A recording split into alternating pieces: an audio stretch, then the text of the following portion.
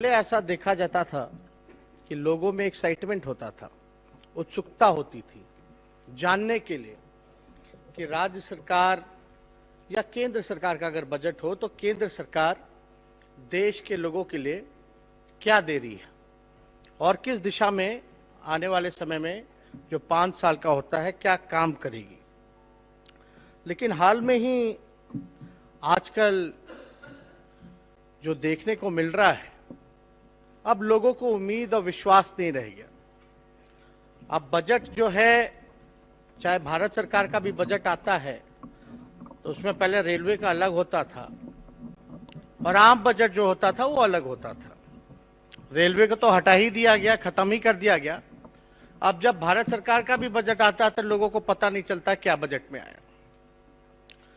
और बिहार सरकार का बजट आया है महोदय, तो इस पे कई सहयोगियों ने ही, उप मुख्यमंत्री जी के दल के ही प्रदेश अध्यक्ष ने कई बार जो है इस पे सवाल भी उठाया कि बजट का पैसा तो खर्च ही नहीं हो पाता, जो सच्चाई है।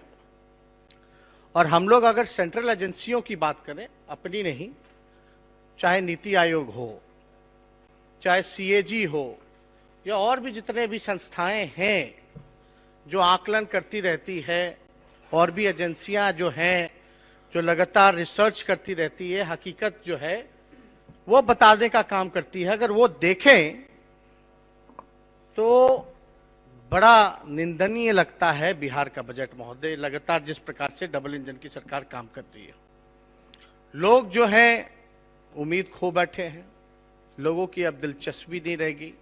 उनको केवल लगता है कि ये कागज है और पढ़ दिया जाता है, लेकिन गांव देहात गली कुचलों तक जो भी योजनाएं हैं या जो सही काम है वो नहीं पहुंच पाता।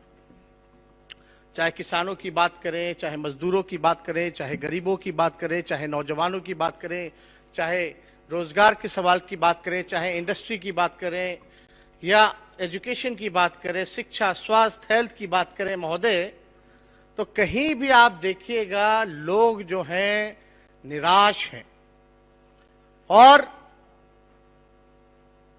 लोगों में एक आक्रोश जो है वो पैदा होता जा रहा है। यहां तक कि जो सरकारी कर्मचारी हैं वो भी परेशान हैं, हताश हैं महोदय। अब उप मुख्यमंत्री जी ने बजट पेश किया। बजट लगभग जो है 2,37,38,000 करोड़ का उन्होंने पेश किया। हम लगातार जो है बजट को हमने दिखवाया कि बजट में नया क्या है और पिछले बार के बजट में कितना खर्च हुआ और कितना काम हुआ। हालांकि बजट की बात की जाए तो इट्स अबाउट रेवेन्यू और एक्सपेंडिचर, मतलब पैसा आएगा कहां से, कैसे आएगा, और जो पैसा आएगा उसको हम खर्च कहां करेंगे, किस दिशा में करेंगे, क्या योजनाओं के तहत करेंगे, ये पूरा होता है महोदय बजट। अब आप अध्यक्ष महोदय शायरी पसंद करते हैं तो हम इस बार शायरी अच्छा खासा लेकर के आए हैं और अंत में जो है कहानी के तौर पे वो भी हम बात करेंगे।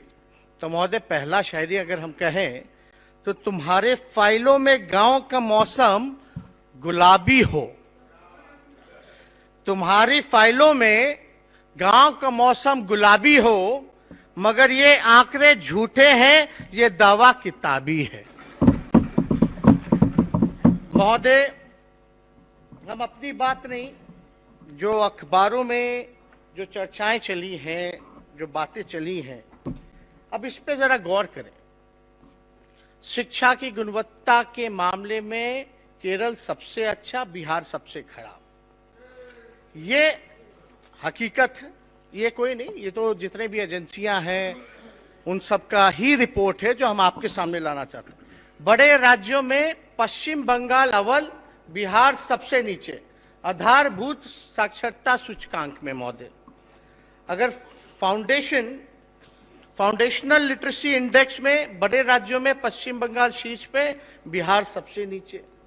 सभी राज्यों ये देखिए महोदय, सभी राज्यों को 17 मानकों पर आंका, बिहार 92 अंक के साथ देश में सबसे निचले पायदान पे।